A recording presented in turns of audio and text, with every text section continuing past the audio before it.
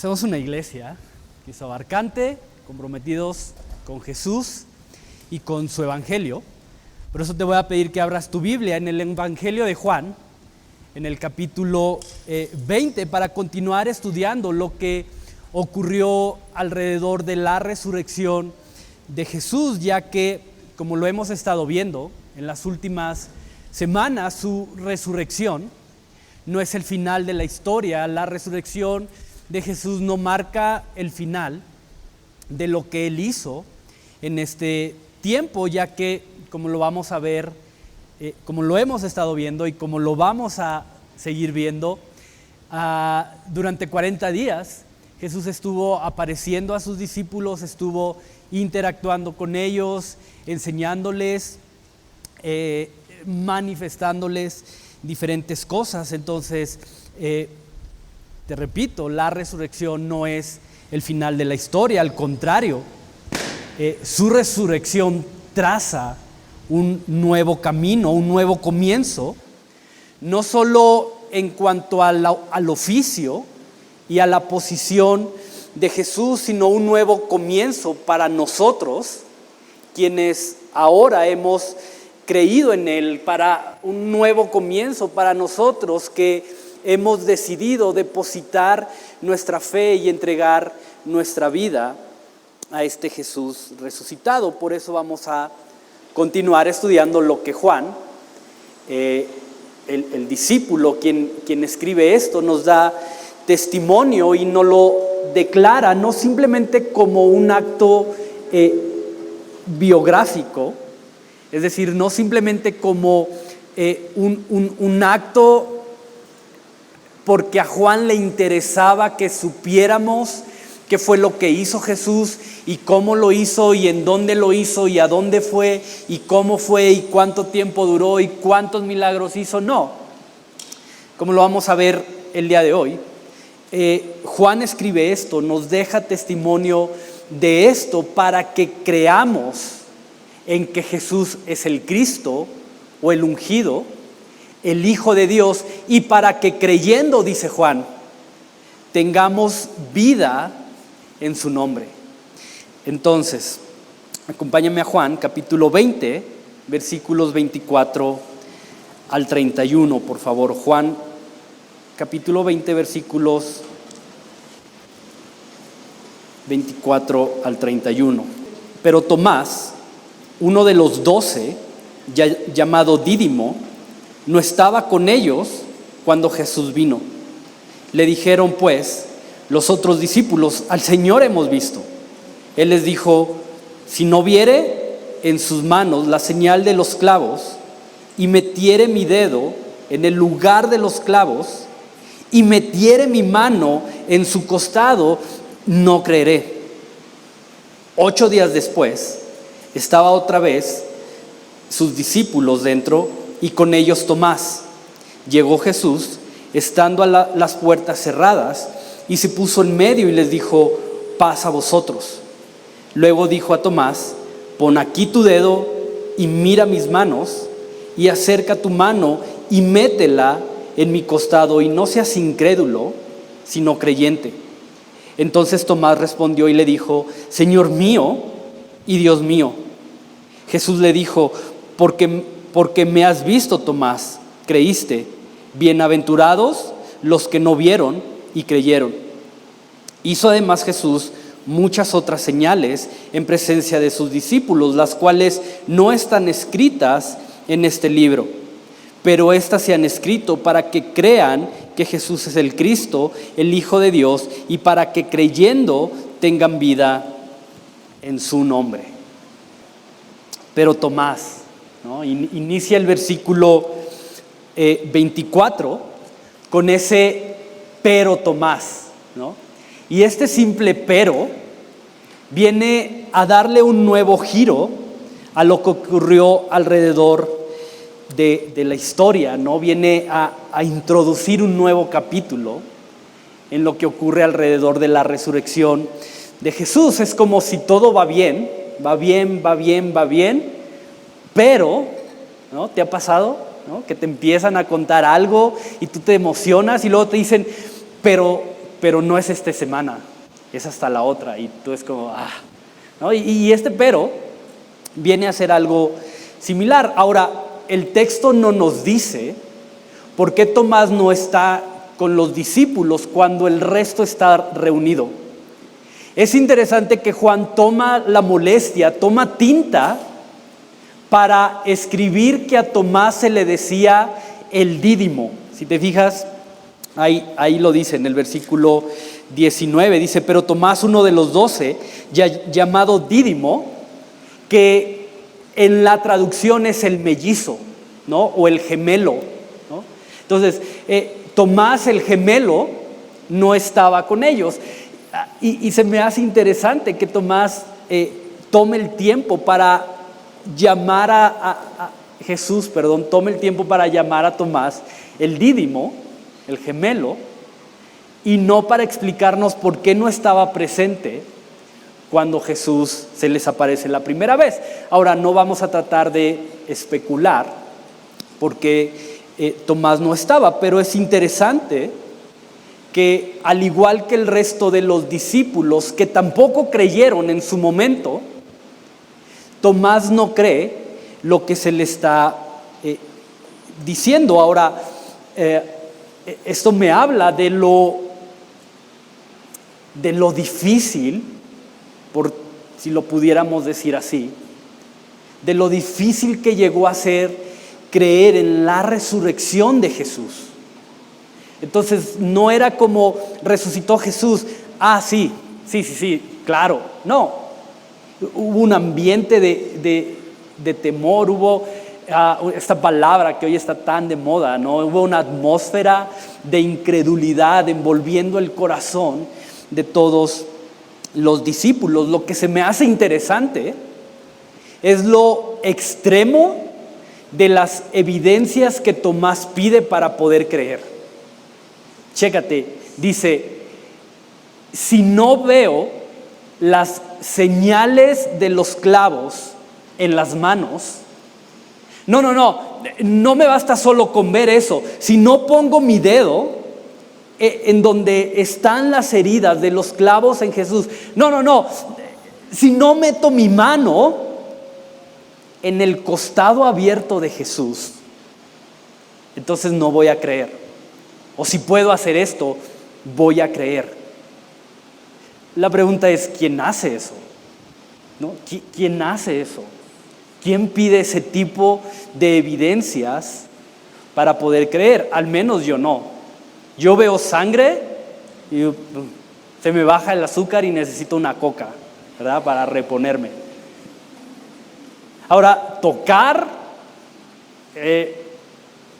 meter mi dedo en una herida, meter mi mano en una herida, eso también nos habla del tamaño de la herida en el costado de Jesús, como para meter completamente tu mano. Y te repito, el punto es quién pide este tipo de señales. ¿Por qué Tomás no se conforma simplemente con ver a Jesús? ¿Por qué Tomás no se conforma como seguramente le dijeron los discípulos? ¿Por qué no se conforma simplemente con recibir al Espíritu Santo como el resto de los discípulos lo habían recibido? Pero no es, si puedo hacer esto, si puedo tocar, si puedo meter mi mano, entonces creo. Ahora, es interesante que esta palabra le dijeron del versículo 25, en el griego es una palabra que es la palabra lego, que se usaba en un contexto en el cual alguien quería afirmar algo. Es decir, no solamente los discípulos, al decirle a Tomás que vieron al Jesús resucitado, su intención no es simplemente informarles o informarle a Tomás que habían visto a Jesús. La intención de los discípulos al decirle a Tomás que vieron a Jesús resucitado era convencerlo Era darles detalles, era darles lo más minucioso posible, detalles de lo que habían visto, de lo que habían oído, de lo que habían tocado, con la intención de que Tomás pudiera creer que Jesús había resucitado. Y a pesar de esto, a pesar de todo lo que le pueden llegar a decir a Tomás, Tomás simplemente dice: no creo. ¿Me puedes decir lo que viste, lo que escuchaste, lo que sentiste, lo que tocaste? Pero simplemente no te creo. Simplemente no puedo confiar en el testimonio que tú me estás dando. Necesito yo tocar a Jesús, necesito yo verlo, necesito yo meter mi mano en su costado para entonces poder creer. Ahora, esto nos deja un principio muy interesante y que necesitamos considerar nosotros, y es que a pesar de que ahora el resto de los discípulos verdaderamente creían y estaban seguros que Jesús había resucitado, eso no fue suficiente para que Tomás creyera. Es decir, la fe de los discípulos, lo que ellos vieron, por más que fuera verdad, no hizo que Tomás creyera que de verdad Jesús había resucitado. Tomás necesitaba tener su propio encuentro con ese Jesús resucitado. Y quiero que medites en esto. Porque, ¿sabes? Va a haber momentos en tu vida, en mi vida, en los que vamos a tener que atravesar por momentos o situaciones en los que la fe que otros tienen, en los que sus experiencias personales no van a servirnos ni a capacitarnos para verdaderamente ver y experimentar el poder y la gloria de Jesús. Es decir, va a haber momentos en tu vida en los que escuchar de tu experiencia con Jesús, en los que escuchar cómo Dios ha transformado tu vida, cómo Él ha transformado tu corazón, sí, me va a ayudar a escuchar eso, me va a animar, me va a retar, me va a inspirar. Y es bueno tener esas evidencias. Es bueno escuchar un testimonio como el de Jaime diciendo: vamos a dar este paso de fe. Es bueno, nos anima, nos inspira. Pero va a haber otros momentos en los que, si lo único que tenemos es la experiencia de otros, si lo único que tenemos es para aferrarnos es la fe que otros tienen, y yo no tengo mi propio encuentro con Jesús, si yo no tengo mis propias experiencias con Él, si yo no sé reconocer su voz, lo más probable es que voy a terminar fracasando en mi intento por seguir caminando en su voluntad. Jesús lo dijo así: mis ovejas escuchan mi voz, la reconocen y me siguen. Y si yo no sé reconocer la voz de mi Señor, si yo no sé reconocer la voz de Dios, no importa que tú sepan reconocer la voz de Dios, si yo personalmente no sé reconocer su voz, va a haber momentos en los que voy a estar perdido. Déjame decirlo así. Pero hoy tú puedes hablarme de un Dios que es suficiente en medio de la prueba, pero si yo no tengo una experiencia real con Él, va a ser muy difícil que verdaderamente yo pueda creer que lo que más necesito en medio de mi necesidad es a Jesús. Tú puedes hablarme hoy de un Dios que da libertad y da la esperanza de una vida nueva, pero si mi fe no se sustenta en un encuentro personal con Él, va a llegar el momento en que difícilmente podré caminar bajo la promesa o esa promesa que Dios nos hace de libertad, y por el contrario, seguiré esclavizado y seguiré cada vez más dominado por el pecado. Porque tu fe no me capacita, no me posiciona en aquello que yo necesito creer o experimentar.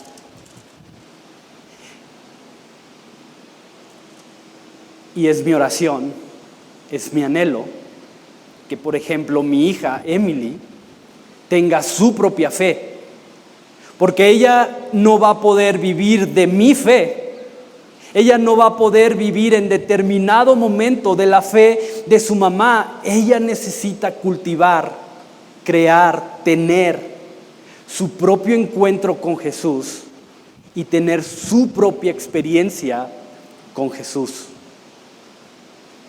Y muchas veces creemos que la fe es como la cuenta de Netflix, ¿verdad? Que podemos compartirla con quien sea y donde sea, ¿no? No, la fe es personal, la fe es individual. Yo puedo ser pastor, mi esposa puede dar estudios, dar consejerías, dar lo que sea, pero si Emily no tiene su propio encuentro con Jesús de manera personal, no va a servir de nada, porque mi fe no se transfiere a ella. Y sabes, muchas veces nuestra relación con Jesús, si es que la hay, termina volviéndose algo frío.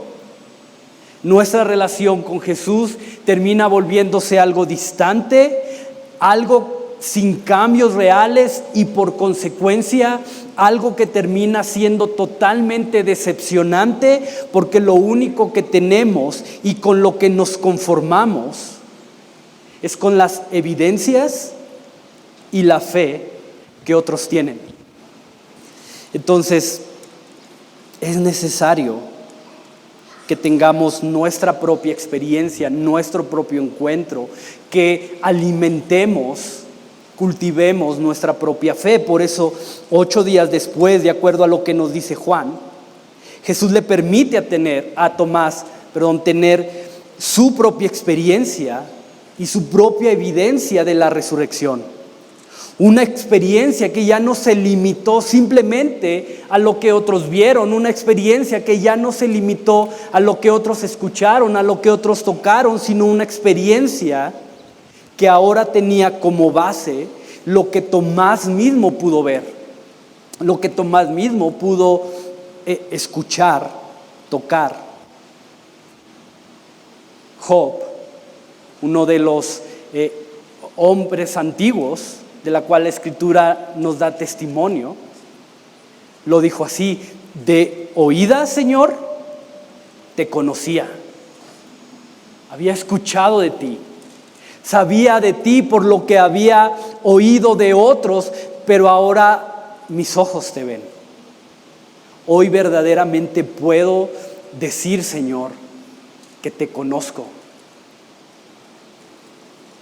Y a partir de ese momento, el testimonio de Tomás ya no sería, no estaba, pero me contaron que Jesús resucitó.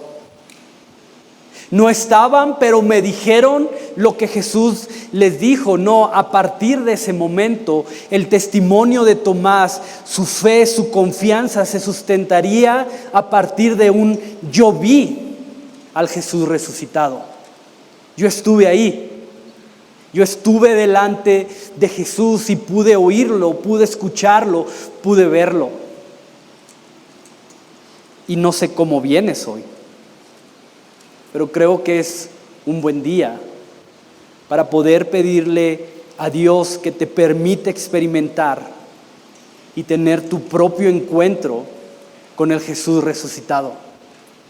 Ese Jesús que con las señales de los clavos en las manos, ese Jesús que con el costado abierto lo sigue cambiando todo hasta el día de hoy.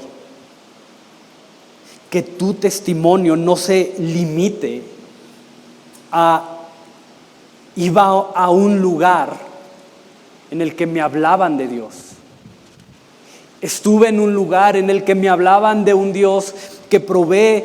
Iba a un lugar en el que escuchaba de un Dios que sana. Escuché de un Dios que da libertad, que da paz.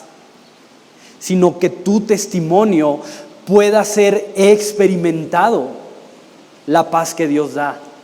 He experimentado su sanidad, he experimentado su provisión, he experimentado su libertad. Un testimonio que nace no a partir de lo que otros pueden decirte, sino a partir de lo que tú mismo, tú misma puedes experimentar con ese Dios. Ahora, quiero que veas este detalle, porque cuando Jesús llega nuevamente les dice: paz a vosotros, paz a vosotros, que al igual que en la porción anterior que estudiamos la semana pasada, y ya lo expliqué, pero no es la palabra shalom, ¿no?, que era el saludo tradicional, que también se traduce como paz, ¿no? Aquí la palabra es la palabra eirene, que se usaba más en un contexto de paz o de tranquilidad emocional, ¿no? Era como decir: tranquilos, hey, calma, ya, ¿no? Ahora, muy probablemente la incredulidad de Tomás seguía generando conflictos, seguía generando discusiones entre él y el resto de los discípulos, especialmente cuando han pasado 8 días sin una nueva manifestación de Jesús en el transcurso de ese tiempo. Entonces, por un lado tenemos a un grupo convencidos, a un grupo esperando una nueva manifestación de Jesús, y por otro lado a un Tomás con una actitud totalmente opuesta, a un Tomás no creyendo, y cada día que pasaba era un día que le daba más peso y más validez a su incredulidad. No, Tomás, mira, sí vino, sí lo vimos y nos dijo esto. Ok, no creo. Día 1, ¿dónde está Jesús? Día 2, ¿dónde está Jesús? Día 3, ¿dónde está Jesús? Día 4, ¿dónde? Entonces, ayer cuando estaba cuidando a los niños les dije: ahorita vamos por mi laptop para ver una película. ¿Ya? Espérame. ¿Ya? Espérame. ¿Ya? Espérame. No, ya no vas a ir por ella. No, ya no vamos a ver nada. No, ya mejor que se acabe el mundo, casi, ¿verdad? Y algo así. Día 1 no está Jesús, día 2 no está Jesús, día 3 no está Jesús, día 4 no está Jesús. Entonces probablemente eso le estaba dando peso a la incredulidad de Tomás. Y probablemente eso también estaba generando discusiones, desacuerdos entre él y el resto de los discípulos. Entonces imagínate la variedad de emociones, la variedad de sentimientos presente en ese lugar. Por eso probablemente Jesús tiene que llegar y decirles: ya, paz, tranquilos, calma, serénense. Ahora, quiero que medites en esto, porque cuando Jesús llega, le dice a Tomás que haga lo que según él necesitaba para poder creer. Le dice: Tomás, aquí están las señales que pediste, aquí están, pon tu dedo en mi mano, pon tu mano en mi costado, aquí están.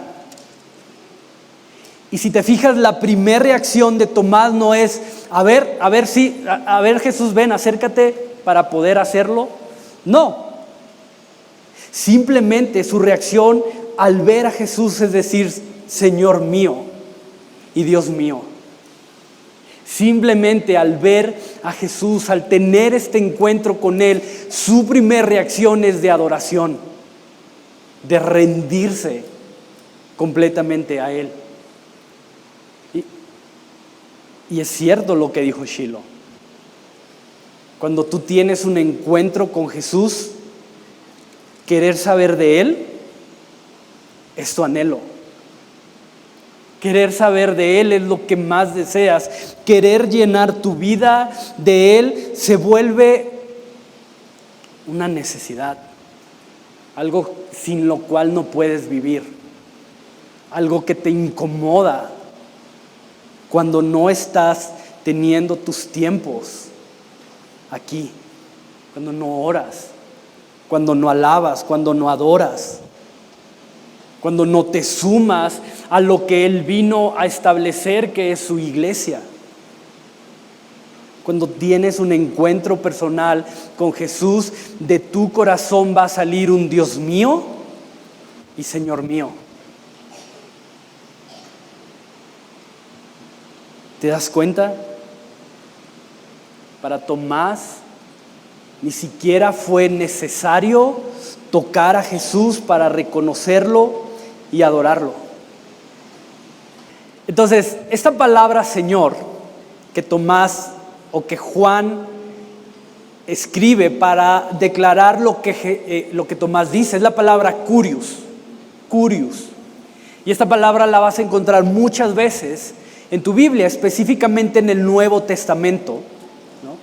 Que esa palabra curious se usa en un contexto para declarar a Dios como Señor. Por ejemplo, cuando Jesús le dice a Satanás en el desierto: no tentarás al Señor tu Dios. Si lo leyéramos en el griego original, encontraríamos esa palabra curious. No tentarás al curious, ¿verdad? Para referirse a Dios como Señor. Ahora, si te fijas, Juan registra Señor mío, curious, y Dios mío, que es otra palabra en el griego, Dios, ¿no? Y pareciera un pleonasmo, ¿no? Señor mío y Dios mío, básicamente es la misma idea. De acuerdo a los comentaristas o a los intérpretes, esto es en lo que en la literatura se le llama una exageración. Y no es que Juan esté exagerando al escribir esto, sino una exageración en el sentido de enfatizar algo para darle un profundo sentido o remarcar algo grandemente. Es decir, Juan no podía escribir diosisísimo, ¿verdad? Porque no existe esa palabra. Diosisísimo es la idea, pero no puedes escribir eso. Entonces lo que Juan hace es juntar dos, es que no sé cómo llamarlo, pero dos elementos que son lo mismo para engrandecer algo. Entonces quiero que medites en esto, porque lo que Tomás declara al ver a Jesús es literalmente: tú eres Dios y no hay duda de eso. No solamente tú eres Dios y ahora no tengo duda, sino tú eres mi Dios y no tengo dudas de eso. Es decir, para Tomás en ese momento, Jesús dejó de ser un simple rabí. Jesús dejó de ser un mero profeta o algo parecido a eso, para Tomás, en ese momento, Jesús reconoció que Jesús verdaderamente era su Señor y su Dios. Se rindió completamente a Él. Entonces la pregunta decisiva, la pregunta trascendental que tienes que responder esta mañana es: ¿quién es Jesús para ti? ¿Quién es Jesús para ti? ¿Verdaderamente es tu Dios y tu Señor?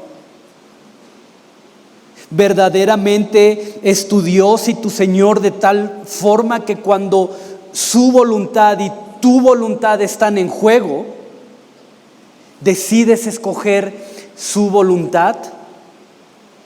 ¿Es tu Dios y tu Señor de tal forma que a pesar del fuego de la prueba, Él tiene fielmente tu alabanza y tu adoración? ¿Es tu Dios y tu Señor de tal forma que estás dispuesto a rendirte y a someterte completamente a su palabra? ¿Es verdaderamente tu Señor y tu Dios? Eso era lo que Tomás estaba declarando ahí. Señor, me rindo a ti. Si apareces, no apareces, si viene una nueva manifestación tuya o no, he decidido que eres mi Dios y mi Señor. ¿Quién es Jesús para ti? Ahora quiero que medites en esto, porque Jesús declara que después de que Tomás y los otros discípulos creyeron al verlo, hubo y habrá muchos que van a creer en Él aún sin poder verle. Mira cómo lo dice, versículo 29. Porque me has visto, Tomás, creíste. Bienaventurados los que no vieron. ¿Y qué? Y creyeron. Entonces, aunque físicamente no hemos visto a Jesús, aunque físicamente no hemos visto las heridas, las señales de los clavos en sus manos, ni hemos visto su costado abierto, creer firmemente en Él y reconocerlo verdaderamente como nuestro Señor y nuestro Dios es posible. Y como Jesús mismo lo declaró, somos bienaventurados, somos verdaderamente dichosos si cuando sin físicamente verle hemos creído que Él vino y murió por nuestros pecados.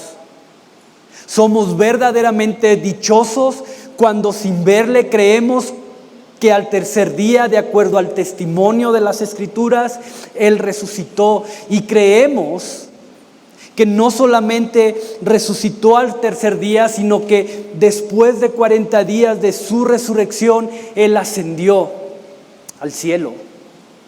Y hoy está sentado a la derecha del Padre, y sin verle, creemos que Él regresará por su iglesia. Y entonces sí, como dice el mismo Juan en la primera carta, le veremos tal como Él es. Ahí sí.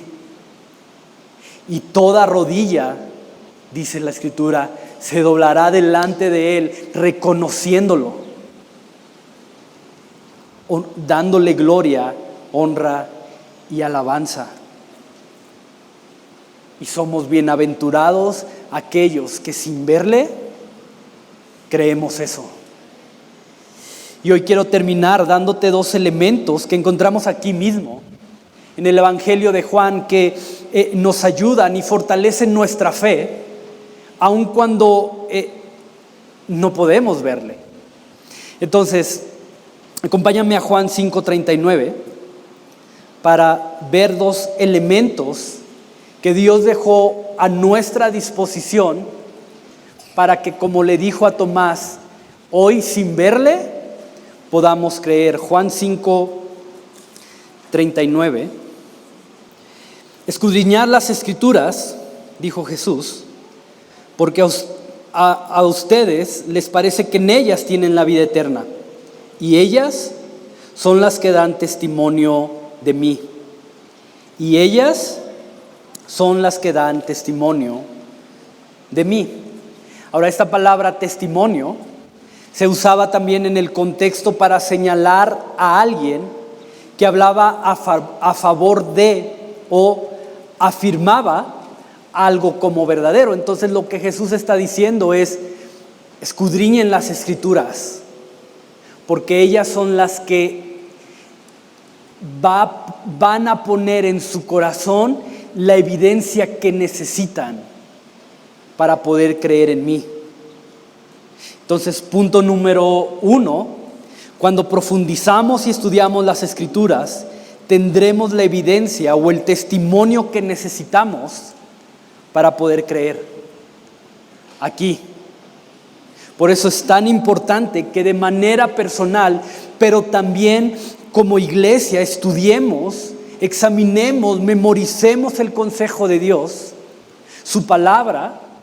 Por eso nuestro compromiso es con Jesús y su evangelio, porque solamente estas cosas tienen poder de testificarnos, de poner en nosotros la evidencia que necesitamos para poder creer. Punto número 2, Juan 15, 26. Pero cuando venga el Consolador, a quien yo enviaré del Padre, el Espíritu de verdad, el cual procede del Padre, Él les dará ¿qué? Testimonio acerca de mí. Cuando yo envíe al Espíritu Santo, Él les dará testimonio, la misma palabra, hablar a favor de, declarar algo como verdadero, les dará testimonio de mí. Entonces, punto número 2, el Espíritu que fue enviado a habitar en nuestros corazones nos da la evidencia y nos confirma la verdad de Jesús. Por eso, como Él mismo les dijo, les conviene que yo me vaya, porque solo así podrá venir el Espíritu Santo, ese Espíritu que da testimonio a nuestros corazones y nos presenta la evidencia que necesitamos para que sin ver podamos verdaderamente creer en la verdad de Jesús y su evangelio.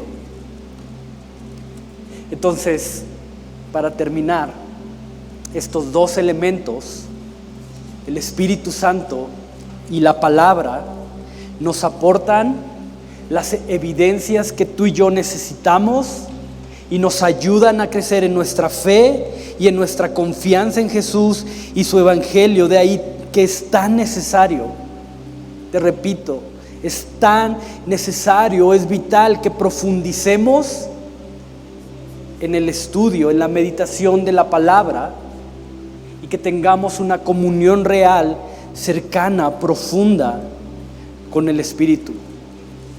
De otra manera, van a llegar momentos a nuestra vida, circunstancias en que, o inclusive la misma rutina de todos los días, de lo que vivimos, aún algo tan aparentemente sin significado como la rutina, pueden terminar volviéndonos incrédulos a lo que es Jesús y a su voluntad. Entonces, bienaventurados somos cuando sin ver, creemos que Jesús es nuestro Dios y nuestro Señor. Entonces, ¿por qué no terminamos orando? Terminamos declarándole a Dios quién es Él para nosotros. Y tal vez Dios te está llamando. Dios el día de hoy ha puesto esa evidencia en tu corazón para decir: es mi Dios y mi Señor. Entonces confiésalo ahí en tu lugar y pídele que Él ponga tu espíritu, su espíritu, para que puedas tener la evidencia que necesitas para poder creer. Entonces, Padre, gracias, Señor, porque no nos has dejado solos, como tú dijiste. He aquí que yo estoy con ustedes todos los días hasta el fin del mundo. y enviaste a tu Espíritu conforme a la promesa, Señor, para que no solamente habite en nosotros, sino para que ponga en nosotros las evidencias que necesitamos para verdaderamente poder creer en ti, aun cuando no te hemos visto, aun cuando como Pedro no hemos podido verte físicamente, pero sí a través de tu Espíritu, sí a través de la palabra, sí a través del mismo testimonio de otros, podemos tener las evidencias que necesitamos para poder creer. Padre, y que nuestro compromiso sea contigo y con meditar en tu palabra y con tener una comunión cercana, profunda con tu Espíritu, Señor. Entonces, Padre, que nuestra fe no falte. Y si falta, Señor, que podamos recordar a dónde podemos acudir para afirmarnos nuevamente en esa fe. Te lo pido, Padre, en el nombre de Jesús.